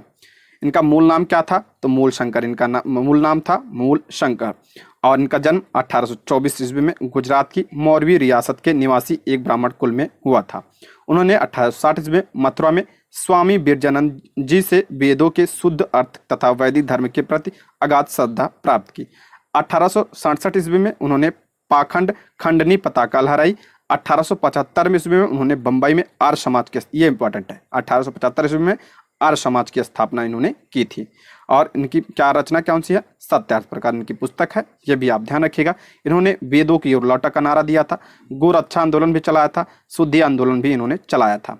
अगला प्रश्न है अमृत बाजार पत्रिका की स्थापना किसने की? अमृत बाजार पत्रिका की स्थापना किसने की है? तो इसका राइट आंसर हो जाए ऑप्शन डी शिशिर कुमार घोष की ये पत्रिका है। ऑप्शन डी इसका सही जवाब हो जाएगा। ठीक है, अमृत बाजार पत्रिका की स्थापना मोतीलाल घोष तथा शिशिर कुमार घोष ने 1867 ईस्वी में कलकत्ता में की। प्रारंभ में यह बंगाली भाषा में प्रकाशित होती थी। 1878 ईस्वी में भाषा प्रेस अधिनियम से बचने के लिए रातों रात अंग्रेजी भाषा में रूपांतरित हो गई, जो 1878 में आपका कौन सा एक्ट आया था? वर्नाकुलर प्रेस एक्ट आया था। ठीक है, आगे बढ़ते हैं। गिरीश चंद्र घोष ने बंगाली का प्रकाशन 1862 ईस्वी में शुरू किया था, जिसे 1879 ईस्वी में एस.एन. बनर्जी ने ले लिया। हिंदू पैट्रियार्ट की स्थापना किसने? गिरीश चंद्र घोष ने की थी। बाद में हरीश चंद्र मुखर्जी इसके संपादक बने थे। ठीक है, हिंदू पैट्रियार्ट ये अक्सर यही मिलता है, हरीश चंद्र मुखर्जी। अगला है निम्न अखबारों में से कौन सा मुख्यतः उदारवादियों की नीतियों का प्रचारक था? उदारवादियों की नीतियों का प्रचारक कौन सा था? Option B leader. Option B इसका सही जवाब हो जाएगा। फ्री प्रेस जर्नल एक न्यूज एजेंसी थी। यंग इंडिया एक साप्ताहिक पत्रिका थी जिसे महात्मा गांधी द्वारा प्रकाशित करते थे। महात्मा गांधी जिसको प्रकाशित करते थे, यंग इंडिया। लीडर समाचार पत्र के संपादक कौन थे? मदन मोहन मालवीय थे। इसको भी आप ध्यान रखिएगा। अगला 19वीं शताब्दी के धर्म एवं सुधार आंदोलनों ने जनसंख्या के किस वर्ग को मुख्यतः आकर्षित किया? तो किस वर्ग को? ऑप्शन सी इसका राइट आंसर हुआ 1, 2 और 3, यानी बुद्धिजीवी वर्ग को, और जो नगरीय उच्च जातियों, और कौन किसे? निर्धन सर्वसाधारण वर्ग को। ऑप्शन सी इसका सही जवाब हो जाएगा। 19वीं सदी के धार्मिक एवं सामाजिक सुधार आंदोलनों का भारत के इतिहास में विशेष स्थान है। इसके जहां एक ओर धार्मिक एवं सामाजिक सुधारों का आह्वान किया, वहीं दूसरी ओर इसने भारत के अतीत को उजागर कर भारतवासियों के मन में आत्मसम्मान और आत्मगौरव की भावना जगाने की कोशिश की। इसने बुद्धिजीवी, नगरीय उच्च जाति एवं निर्धन सर्वसाधारण वर्ग को अपनी ओर आकर्षित किया। अगला प्रश्न, भारतीय पुनर्जागरण आंदोलन के पिता कौन थे? भारतीय पुनर्जागरण आंदोलन के पिता ऑप्शन डी राजा राम मोहन राय को कहा जाता है। ऑप्शन डी इसका सही जवाब हो जाएगा। ठीक है, इन्हें राजा राम मोहन राय को क्या कहा जाता है? इसने आधुनिक भारत का पिता कहा जाता है, और प्रथम आधुनिक पुरुष तथा युग दूत भी इन्हें कहा जाता है। इन्हें राष्ट्रवाद का पैगंबर भी कहा जाता है, अतीत और भविष्य के मध्य सेतु, भारतीय राष्ट्रवाद का जनक भी कहा जाता है, भारतीय पुनर्जागरण का पिता भी कहा जाता है। ये सब सारे पॉइंट्स आप ध्यान रखिएगा। ठीक है, निम्नलिखित में से कौन आत्मीय सभा के संपादक थे? आत्मीय सभा के संपादक कौन थे? ऑप्शन ए राजा राम मोहन राय। इन्होंने आत्मीय सभा की स्थापना कब की थी? 1815 ईस्वी में इन्होंने की थी। ये पॉइंट्स आप ध्यान रखिएगा। ठीक, ब्रह्म समाज की स्थापना किसने की थी? इंपॉर्टेंट प्रश्न है। तो ये आपका देखिए ऑप्शन में कुछ नहीं दिया है, तो 1828 ईस्वी में जो है ब्रह्म समाज की स्थापना किसने? राजा राम मोहन राय ने किया था। ठीक है, ये ध्यान रखिएगा। आगे बढ़ते हैं। राजा राम मोहन राय द्वारा ब्रह्म समाज की स्थापना की गई थी 1828 ईस्वी में, अभी हमने देखा। अला सती को गैर कानूनी किसने घोषित किया? सती प्रथा पर प्रतिबंध किसने? Option B Lord William Bentinck ने। कब लगाया था प्रतिबंध इस पे? 1829 ईस्वी में। कई बार बता चुका हूं मैं, ठीक है। किसके प्रयासों से? तो राजा राम मोहन राय के प्रयासों। ये सब अक्सर प्रश्न बनते हैं तो इसको ध्यान रखिएगा, ठीक है। इसे आगे बढ़ते हैं। प्रार्थना समाज के संस्थापक कौन थे? प्रार्थना समाज के संस्थापक, इसका राइट आंसर हो जाए ऑप्शन ए आत्माराम पांडुरंग। और इसकी स्थापना उन्होंने कब की थी? 1867 ईस्वी में इसकी स्थापना की थी। ये पॉइंट्स भी आप ध्यान रखिएगा। प्रार्थना समाज की स्थापना 1867 ईस्वी में बंबई में आचार्य केशव चंद्र सेन की प्रेरणा से आत्माराम पांडुरंग द्वारा की गई थी। महादेव गोविंद रनाडे इस संस्था से 1869 ईस्वी में जुड़े थे। कहीं कहीं आपको इनका भी नाम मिलता है डायरेक्ट। इस संस्था का प्रमुख उद्देश्य जाति प्रथा का विरोध, स्त्री पुरुष की विवाह की आयु में वृद्धि, विधवा विवाह एवं स्त्री शिक्षा को प्रोत्साहन देना था। रनाडे का सामाजिक सुधार आंदोलन 19वीं शताब्दी के अंत तक सफलतापूर्वक जारी रहा। 19वीं शताब्दी के उत्तरार्ध में नव हिंदूवाद के सर्वश्रेष्ठ प्रतिनिधि थे। नव हिंदूवाद के जो है प्रतिनिधि कौन? Option B Swami Vivekananda. Option B इसका करेक्ट आंसर हो जाए। स्वामी विवेकानंद की बात करें, उन्होंने 1897 ईस्वी में रामकृष्ण मिशन की स्थापना की थी। ये पॉइंट्स आप ध्यान रखिएगा, काफी बार पूछा गया है। और एक पॉइंट और 1893 में ये शिकागो गए थे, शिकागो धर्म सम्मेलन में उन्होंने भाग लिया था, ठीक है। आगे बढ़ते हैं। इनमें से किसने 1893 में शिकागो में आयोजित धर्म संसद में भाग लिया? देखिए प्रश्न आ गया, ऑप्शन बी स्वामी विवेकानंद, ठीक है। ऑप्शन बी इसका सही जवाब हो जाएगा। अला स्वामी विवेकानंद ने रामकृष्ण मिशन की स्थापना कब? ऑप्शन डी 1897 ईस्वी में। ऑप्शन डी इसका करेक्ट आंसर। इससे आपका रिवीजन हो जाता है। उनके बचपन का नाम क्या था? नरेंद्र नाथ दत्त था, ठीक। आगे बढ़ते हैं। दयानंद सरस्वती द्वारा स्थापित है। दयानंद सरस्वती ने किसकी स्थापना? आर्य समाज की स्थापना कब किया था? 1875 में बंबई में किया था, यानी महाराष्ट्र में। ऑप्शन बी इसका सही जवाब हो जाएगा, ठीक। लेकिन देखिए आर्य समाज आंदोलन का प्रसार प्रायः पाश्चात्य प्रभाव की प्रतिक्रिया के रूप में हुआ। 1877 ईस्वी में आर्य समाज का मुख्यालय लाहौर स्थापित हो गया था। ये पॉइंट्स भी आप ध्यान रखिएगा। इन्होंने वेदों की ओर लौटो का नारा दिया था और शुद्धि आंदोलन भी इन्होंने चलाया था, ठीक है। आगे बढ़ते हैं। अगला प्रश्न है आपका, किसने 1873 में सत्य शोधक समाज की स्थापना की? मोस्ट इंपॉर्टेंट प्रश्न है। तो सत्य शोधक समाज की स्थापना ज्योतिबा फुले ने की थी। कब किया था? 1873 में। कहाँ पे? महाराष्ट्र में किया था, ठीक है। ये पॉइंट्स भी आप ध्यान रखिएगा। और इनकी पुस्तक आप ध्यान रखिए, गुलामगिरी इनकी पुस्तक है, ठीक है। गुलामगिरी 1872 में, ठीक है। ऑप्शन क्या हो जाएगा? बी इसका करेक्ट आंसर हो जाएगा। अला सत्य शोधक समाज की स्थापना किसने? वही प्रश्न ज्योतिबा फुले। कह रहा हूँ ये सब कॉमन प्रश्न है, ठीक है।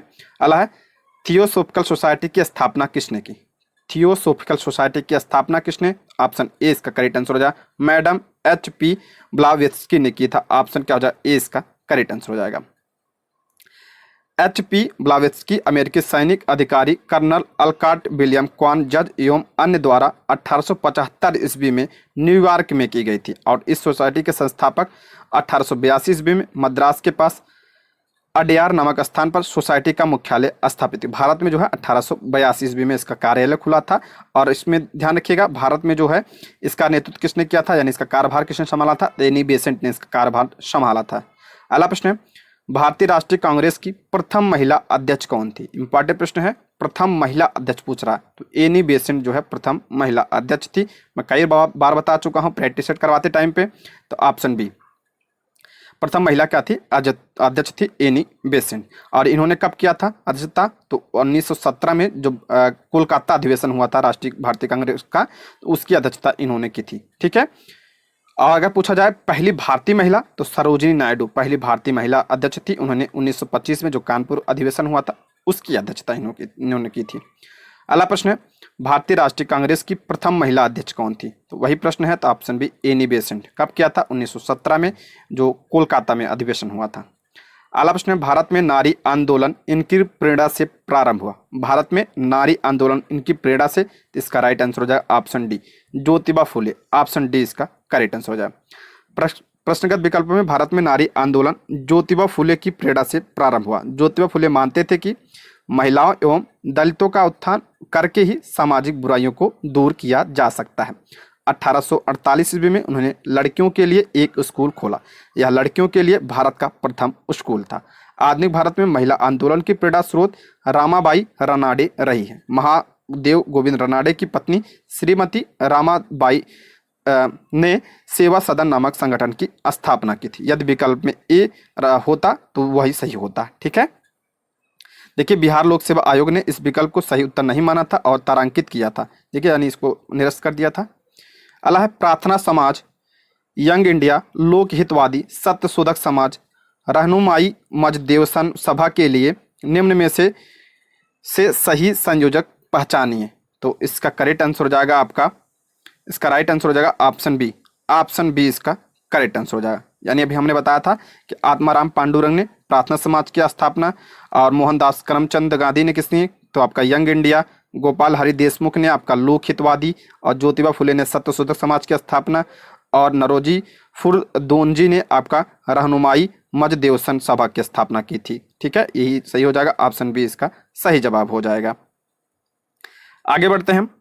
नाई धोबी बंद सामाजिक बायकॉट का एक स्वरूप था जो 1919 में, नाई धोबी बंद सामाजिक बायकॉट का एक स्वरूप था जो 1919 में, ऑप्शन ए किसानों द्वारा प्रतापगढ़ जिले में चलाया गया था। किसानों द्वारा चलाया गया था। ऑप्शन ए इसका सही जवाब हो जाएगा। अगला प्रश्न है, पंजाब भूमि हस्तांतरण अधिनियम कब पारित किया गया था? पंजाब भूमि हस्तांतरण अधिनियम कब? ऑप्शन सी 1900 ईस्वी में पारित किया गया था। ऑप्शन सी इसका करेक्ट आंसर हो जाएगा। अवध में एका आंदोलन का उद्देश्य, ये इंपॉर्टेंट है, अवध में एका आंदोलन का उद्देश्य क्या था? तो इसका राइट आंसर हो जाएगा ऑप्शन डी, लगान का नगद में परिवर्तन करना। ये आपका एका आंदोलन का उद्देश्य था। ऑप्शन डी इसका सही जवाब हो जाएगा। एका आंदोलन कब हुआ था? 1921-22 में हुआ था। का नेतृत्व पिछड़ी जाति के मदारी पासी ने किया था। किसने किया था? मदारी पासी ने किया था। ठीक है, आगे बढ़ते हैं। स्वामी सहजानंद का संबंध, ये मोस्ट इंपॉर्टेंट प्रश्न है। स्वामी सहजानंद का संबंध जो है किससे? ऑप्शन सी बिहार के किसान आंदोलन के साथ था। ऑप्शन सी इसका करेक्ट आंसर हो जाएगा। स्वामी सहजानंद ने बिहार प्रांतीय किसान सभा की स्थापना की थी। बिहार संबंधित है इसलिए ध्यान रखिएगा। वे अखिल भारतीय किसान सभा के प्रमुख नेता थे। उनका संबंध बिहार के किसान आंदोलन से था। इनके कृषि सुधार कार्यक्रम का वास्तविक लक्ष्य जमींदारी प्रथा का उन्मूलन तथा कृषकों को मालिकाना अधिकार दिलाना था। किसानों के प्रति इनकी समर्पित सेवाओं के कारण इन्हें किसान प्राण कहा जाता है। अगला है, स्वामी सहजानंद निम्न में से किससे संबंधित थे? तो ऑप्शन सी इसका राइट आंसर हो जाएगा। बिहार में किसान आंदोलन संबंधित थे, अभी पीछे ही देखा। ऑप्शन क्या हो जाएगा? सी। इनमें से कौन बिहार में किसान आंदोलन के साथ जुड़े थे? देखिए कई बार प्रश्न बन चुका है ये। Option A Rajendra Prasad. बिहार में किसान आंदोलन के साथ कौन जुड़े थे? तो राजेंद्र प्रसाद। राजेंद्र प्रसाद बिहार में किसान आंदोलन से जुड़े थे। वे सितंबर 1946 में गठित अंतरिम सरकार में खाद्य एवं कृषि मंत्री थे। ये संविधान सभा के क्या थे? अस्थायी अध्यक्ष भी थे और संविधान लागू होने के बाद भारत के प्रथम राष्ट्रपति भी ये थे। आप सभी को पता होगा ये। आगे बढ़ते हैं। सुरक्षा प्रकोष्ठ की नीति संबंधित है। सुरक्षा प्रकोष्ठ बहुत इंपॉर्टेंट प्रश्न है ये। इसका राइट आंसर हो जाएगा option A. Option A Warren Hastings. Option A इसका करेक्ट आंसर है। सुरक्षा प्रकोष्ठ या घेरे की नीति से कहते हैं। घेरे की नीति से वारेन हेस्टिंग तथा वेलेस्ली संबंधित थे। वारेन हेस्टिंग ने मैसूर और मराठों के साथ युद्ध अन्य भारतीय रियासतों के साथ बराबरी की पदवी प्राप्त करने की भावना से किया। इस समय कंपनी ने अपने राज्य के चारों ओर मध्य राज्य बनाने यानी बफर स्टेट बनाने का प्रयत्न किया। इसका उद्देश्य केवल अपने राज्य की रक्षा करना था, अथवा हम भी कह सकते हैं कि अपने पड़ोसी राज्यों की सीमाओं की रक्षा करो ताकि अपनी सीमाएं सुरक्षित रहें। उस समय भय मुख्यतः अफगानों और मराठों से था, इसलिए कंपनी ने अवध की रक्षा व्यवस्था के कार्य को इस शर्त पर संभाला कि अवध का नवाब उस व्यय का बोझ उठाए, और इस प्रकार अवध की रक्षा ही बंगाल की रक्षा थी। वेलेस्ली के आने से कंपनी के भारतीय किसानों के साथ संबंधों में परिवर्तन आया। वेलेस्ली का उद्देश्य भारतीय रियासतों को अपनी रक्षार्थ कंपनी पर निर्भर करने पर बाध्य करना था। उसने भारतीय रियासतों को अंग्रेजी राजनीतिक शक्ति के और सैनिक रक्षा के घेरे में लाने का प्रयत्न किया। रियासतों के प्रति प्रमुख ब्रिटिश नीतियां निम्नलिखित थी, जिसमें आपका कौन सा था? कंपनी का भारतीय रियासतों से समानता के लिए संघर्ष, सुरक्षा प्रकोष्ठ की नीति या घेरे की नीति, अधीनस्थ प्राकार्थ की नीति, अधीनस्थ संघ की नीति, बराबर के संघ की नीति। ठीक है, आगे बढ़ते हैं। निम्नलिखित में से किसने बंगाल में द्वैत शासन प्रणाली को समाप्त किया? बंगाल में द्वैत शासन प्रणाली को किसने समाप्त किया? ऑप्शन सी वारेन हेस्टिंग ने। ऑप्शन सी इसका करेक्ट आंसर। पीछे भी प्रश्न आ चुका है, कब किया था? 1772 में। ऐसे लागू किसने किया था? तो क्लाइव ने इसे लागू किया था 1765 ईस्वी में से लागू किया था। ठीक है, पढ़ चुके हैं इसके बारे में हम। अला लॉर्ड वेलेस्ली की सहायक संधि को स्वीकार करने वाला पहला मराठा सरदार था। ये पूछा जाता है, इसको ध्यान रखिएगा। लॉर्ड वेलेस्ली की सहायक संधि को स्वीकार करने वाला पहला मराठा, ऑप्शन ए पेशवा बाजीराव द्वितीय था। ऑप्शन ए इसका सही जवाब हो जाएगा। ठीक है, ऑप्शन ए इसका करेक्ट आंसर हो जाएगा। देखिए इसमें देखते हैं, जब कंपनी ने निश्चित धन के बदले उनकी सीमाओं की रक्षा करने का वचन दिया, सहायक संधि स्वीकार करने वाले राज्य थे आपका हैदराबाद। पूछा जाता है कब? 1798 में। मैसूर हैदराबाद 1798 तथा 1800 में। मैसूर ने 1799 में। उसके बाद तंजौर अक्टूबर 1799 में। अवध 1801। पेशवा दिसंबर 1802।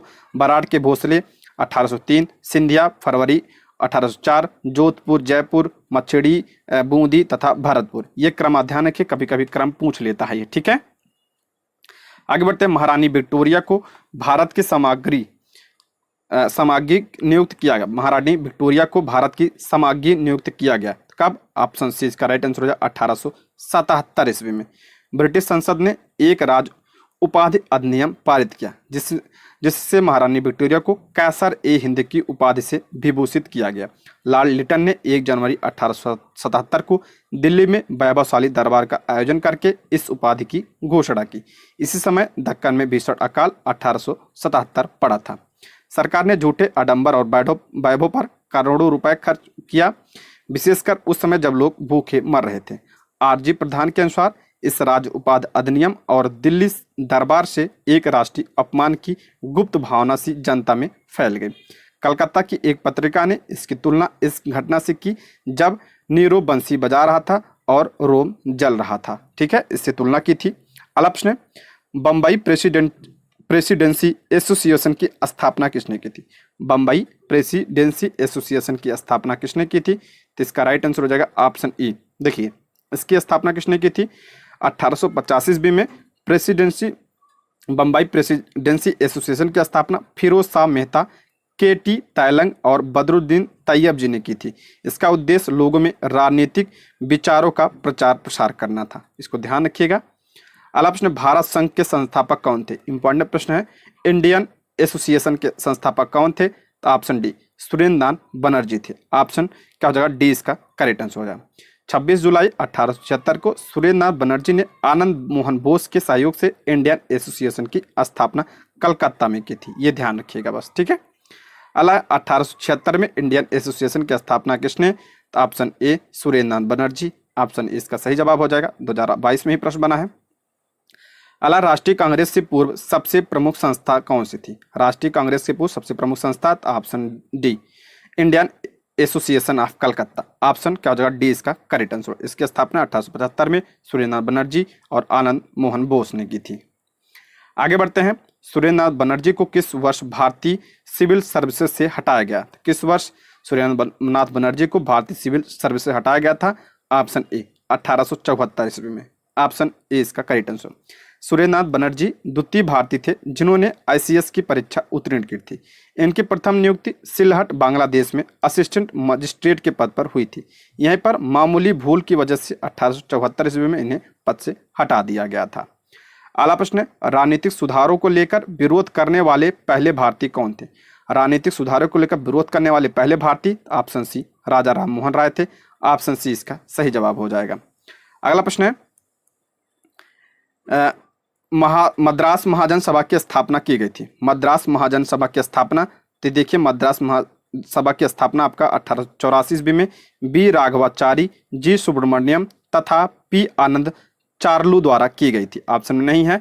ठीक है, आगे बढ़ते हैं। भारतीय राष्ट्रीय कांग्रेस के प्रथम अधिवेशन में कितने प्रतिनिधियों ने भाग लिया था? प्रथम जो अधिवेशन हुआ था कांग्रेस का, इसमें 72 लोगों ने भाग लिया था। ऑप्शन सी इसका करेक्ट आंसर है। इसकी स्थापना कब हुई थी? 1885 में इसकी स्थापना हुई थी। किसने किया था? ए.यू. ह्यूम ने किया था।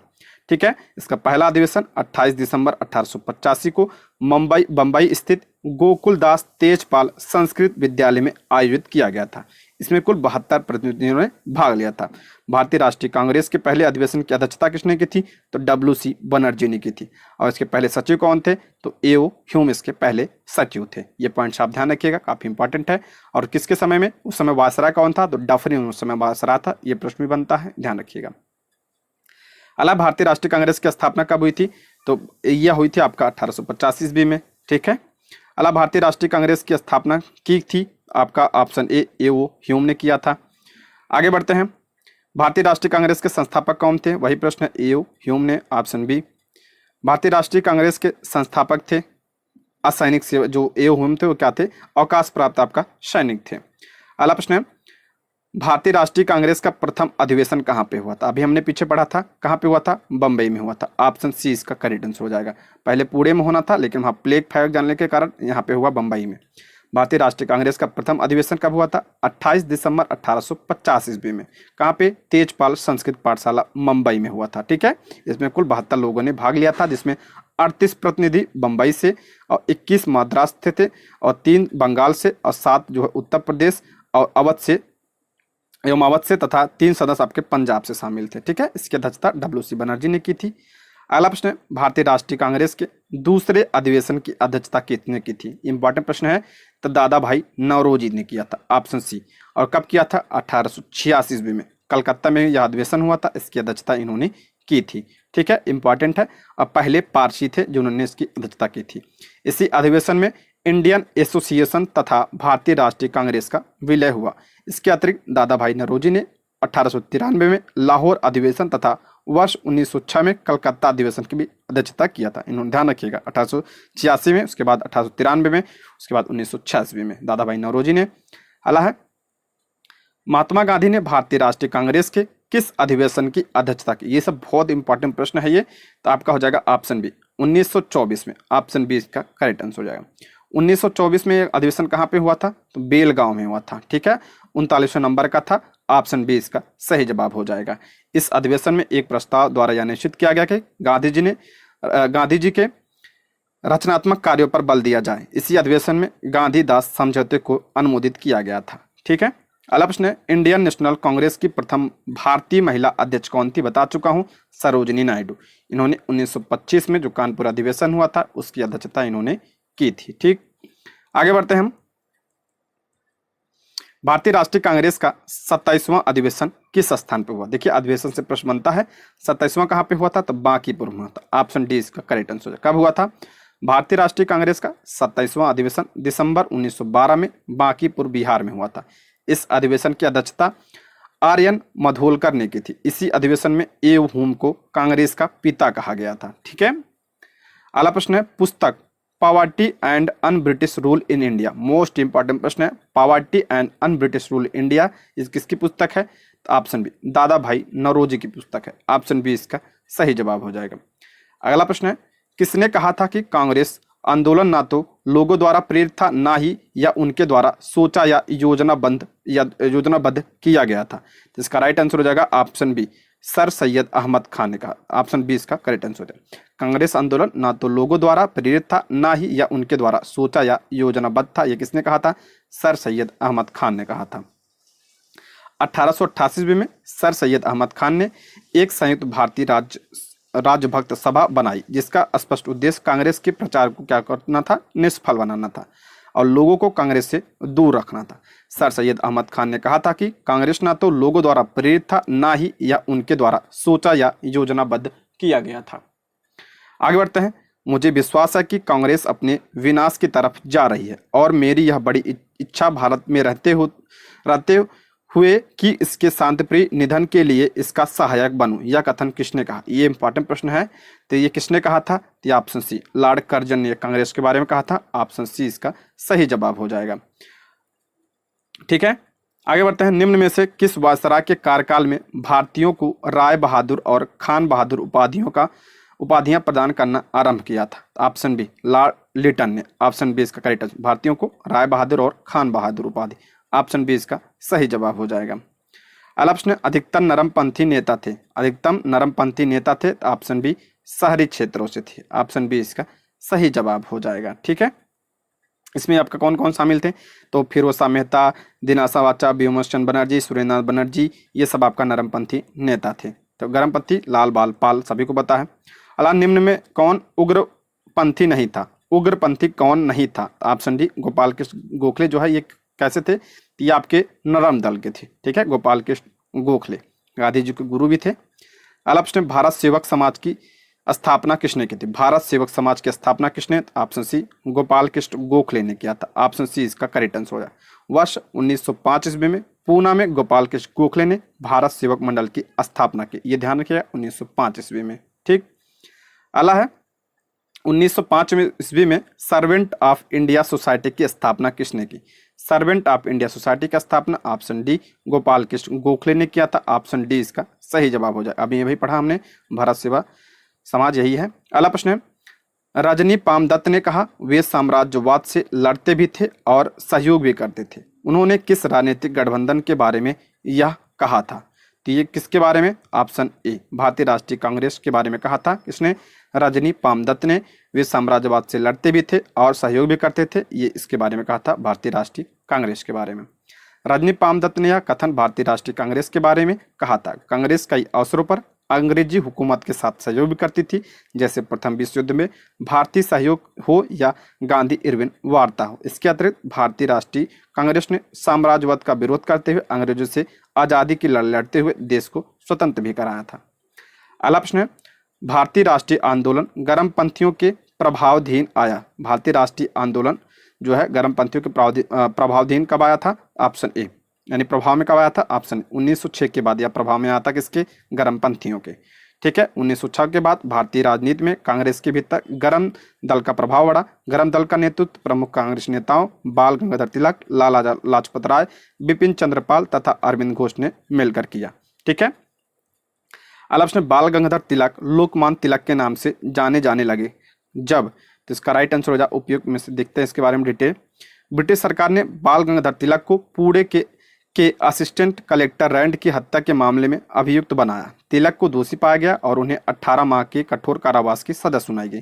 जब वे जेल से बाहर आए तो वे एक राष्ट्रीय नायक के रूप में उभरे और उन्हें लोकमान्य की उपाधि प्राप्त हुई।